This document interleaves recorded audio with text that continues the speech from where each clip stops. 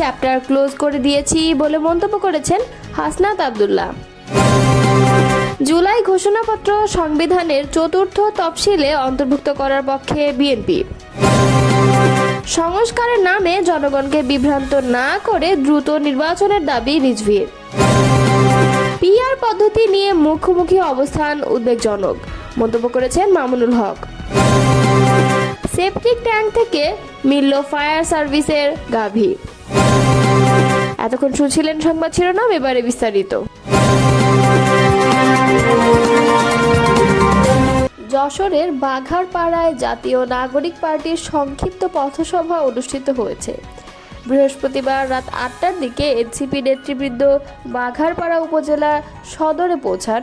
উপজেলার চৌরাস্তা মোড়ে এই পথসভা অনুষ্ঠিত হয়। গাড়ি বহরে বেশ কয়েকজন কেন্দ্রীয় নেতা উপস্থিত ছিলেন, কিন্তু মঞ্চে উঠে কেন্দ্রীয় নেতৃবৃন্দের পক্ষে সংক্ষিপ্ত বক্তব্য দেন সংগঠনটির কেন্দ্রীয় যুগ্ম মহাসচিব হাসনাত আব্দুল্লাহ। তিনি বলেন, আমরা আওয়ামী লীগের চ্যাপ্টার ক্লোজ করে দিয়েছি। আওয়ামী লীগ যশোর সহ সারা দেশে নির্যাতন নিপীড়ন চালিয়েছে। সংক্ষিপ্ত এই অনুষ্ঠানে এনসিপির কেন্দ্রীয় নেতারা শুক্রবার যশোরের সভায় সবাইকে উপস্থিত থাকার আমন্ত্রণ জানিয়ে অনুষ্ঠানের সমাপ্তি ঘোষণা করেন। 5 মিনিট অবস্থান শেষে গাড়িবহর সহ যশোর শহরের উদ্দেশ্যে রওনা হন এনসিপি নেতৃবৃন্দ।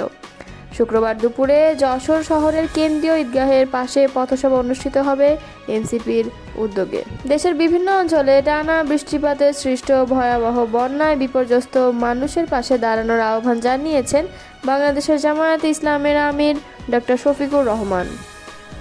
বৃহস্পতিবার এক বিবৃতিতে তিনি বলেন, গত কয়েকদিনের অবিরাম বৃষ্টিপাতে দেশের উপকূলীয় ও পাহাড়ি অঞ্চল জুড়ে জনজীবন চরমভাবে বিপর্যস্ত হয়ে পড়েছে। বিশেষ করে ফেনী, নোয়াখালী, শরীয়তপুর, চট্টগ্রাম, কক্সবাজার, রাঙামাটি, বান্দরবান, সিলেট, খুলনা, পটুয়াখালী, বরগুনা ও ময়মনসিংহ জেলার বহু মানুষ চরম দুর্ভোগে পড়ছে। নৌকা না থাকায় গ্রামের অসংখ্য পরিবার গৃহবন্দী হয়ে পড়েছে। শিশু, নারী, বৃদ্ধ সহ সব বয়সের মানুষ পানিতে হাবুডুবু খাচ্ছে। বসতবাড়ি, রাস্তাঘাট ও কৃষিজমি প্লাবিত হয়েছে। বিদ্যুৎ ও যোগাযোগ ব্যবস্থা অনেক স্থানে বন্ধ হয়ে গেছে। তিনি আরও বলেন, পানি বৃদ্ধির সঙ্গে সঙ্গে হাঁস, মুরগি ও গবাদি পশুর প্রাণ রক্ষা এখন চ্যালেঞ্জ হয়ে দাঁড়িয়েছে। বিএনপি জাতীয় ঐক্যমত্য প্রতিষ্ঠিত হলে 2024 সালে জুলাই মাসের গণ অভ্যুত্থান তথা জুলাই ঘোষণাপত্রকে সংবিধানের চতুর্থ তফসিলে অন্তর্ভুক্ত করার ইঙ্গিত দিয়েছে বিএনপি। বৃহস্পতিবার জাতীয় ঐক্যমত্য কমিশন ও রাজনৈতিক দলগুলোর মধ্যে অনুষ্ঠিত দিনব্যাপী সংলাপ শেষে এই তথ্য জানান বিএনপি স্থায়ী কমিটির সদস্য সালাউদ্দিন আহমেদ। তিনি বলেন, আমরা জুলাইয়ের গণঅভ্যুত্থানের তাৎপর্য স্বীকার করি এবং এটিকে জাতীয় ইতিহাসে তার যথার্থ স্থান দেওয়ার পক্ষে প্রতিশ্রুতিবদ্ধ। প্রশ্ন হলো, কিভাবে তা উপযুক্ত সাংবিধানিক প্রক্রিয়ার মাধ্যমে করা যায়। এ সময় তিনি উল্লেখ করেন, 1971 সালের অস্থায়ী সরকার ঘোষণার মতো উদাহরণ অনুসরণ করে এই স্বীকৃতি সংবিধানের চতুর্থ তফসিলে অন্তর্ভুক্ত করা যেতে পারে। সালাউদ্দিন আহমেদ বলেন, বিএনপি এরই মধ্যে সরকারের কাছে তাদের জুলাই ঘোষণার খসড়া জমা দিয়েছিল, তবে দীর্ঘদিন কোনো সাড়া মেলেনি। সম্প্রতি সরকার পক্ষের উপদেষ্টাদের কাছে বিএনপির প্রস্তাবের কিছু অংশ অন্তর্ভুক্ত করে একটি সংশোধিত খসড়া পাঠানো হয়েছে। এর জবাবে বিএনপিও তাদের হালনাগাদ অবস্থান তুলে ধরেছে। তত্ত্বাবধায়ক সরকারের বিষয়ে বিএনপি বিচার বিভাগকে এই ব্যবস্থার বাইরে রাখার পক্ষে। দলটি এমন 2-3টি বিকল্প ফর্মুলা নিয়ে ভাবছে, যেখানে বিচারপতিদের কেবল শেষ বিকল্প হিসেবে বিবেচনা করা হবে। এসব প্রস্তাব এখনও দলের অভ্যন্তরীণ পর্যালোচনায় রয়েছে এবং আগামী বৈঠকে তা উপস্থিত করা হতে পারে। প্রধান বিচারপতি নিয়োগের বিষয়ে সালাউদ্দিন বলেন, রাষ্ট্রপতির ক্ষমতা সীমিত করে আপিল বিভাগের জ্যেষ্ঠ 2 বিচারপতির মধ্য থেকে কাউকে প্রধান বিচারপতি নিয়োগ দেওয়ার প্রস্তাবে প্রায় ঐকমত্য হয়েছে, যদি না সংশ্লিষ্ট বিচারপতির বিরুদ্ধে 96 অনুচ্ছেদ অনুযায়ী তদন্ত চলমান থাকে। বিএনপি এই প্রস্তাবকে সমর্থন করছে কারণ এটি নির্বিচারে নিয়োগের ঝুঁকিকে কমাবে।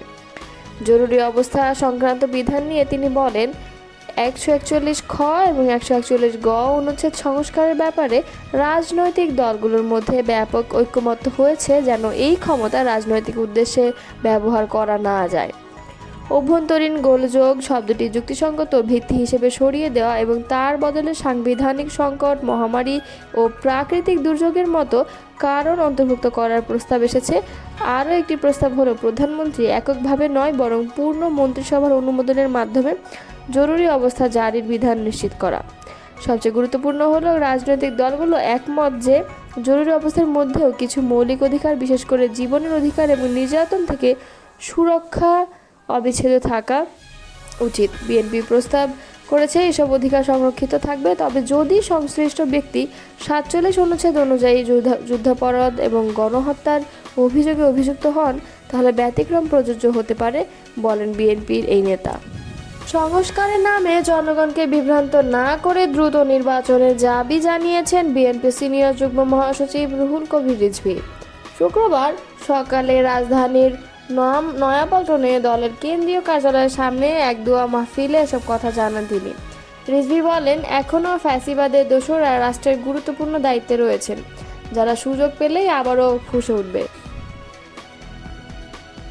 এসব দোসরদের বিচারে অন্তর্বর্তী সরকারকে দ্রুতই কার্যকর ব্যবস্থা নেওয়ার আহ্বান জানান তিনি। দেশের অর্থনৈতিক অবস্থার কথা উল্লেখ করে তিনি গার্মেন্টস ও কলকারখানা চালু রাখতে প্রয়োজনীয় ব্যবস্থা নিতে সরকারের প্রতি আহ্বান জানান।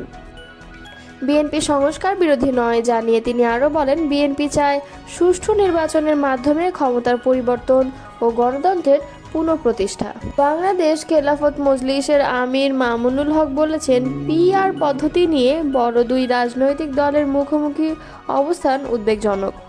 সব শক্তির মধ্যে যে ঐক্য, সেটা বিনষ্ট হোক আমরা চাই না। বৃহস্পতিবার বিকালে যশোর জেলা পরিষদ মিলনায়তনে এক সমাবেশে প্রধান অতিথির বক্তব্যে তিনি এসব কথা বলেন।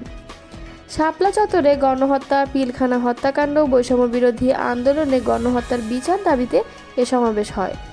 যশোর জেলা শাখা এ সমাবেশের আয়োজন করে। এ সময় মামুনুল হক বলেন, রাজনৈতিক প্রতিযোগিতা থাকতে পারে, তবে তা যেন পরস্পরের বিরুদ্ধে বিষোদ্গারে পর্যবসিত না হয়, কারণ এ ধরনের বিদ্বেষপূর্ণ রাজনীতি ফ্যাসিবাদের পুনরাবির্ভাবের সুযোগ সৃষ্টি করে। তিনি উভয় পক্ষকে ছাড় দিয়ে মাঝামাঝি পন্থা অবলম্বনের পরামর্শ দেন।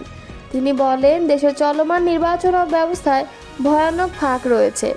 এই নির্বাচন পদ্ধতির সংস্কার ছাড়া নির্বাচন হলে নতুন করে ফ্যাসিবাদের জন্ম হবে। তিনি আরও বলেন, যদি ঐক্য বিনষ্টের কারণে আবার সেই স্বৈরাচারী শেখ হাসিনা বাংলাদেশে ফিরে আসে এবং আসার সুযোগ পায়, তাহলে বাংলাদেশের সাধারণ মানুষ আপনাদের ক্ষমা করবে না।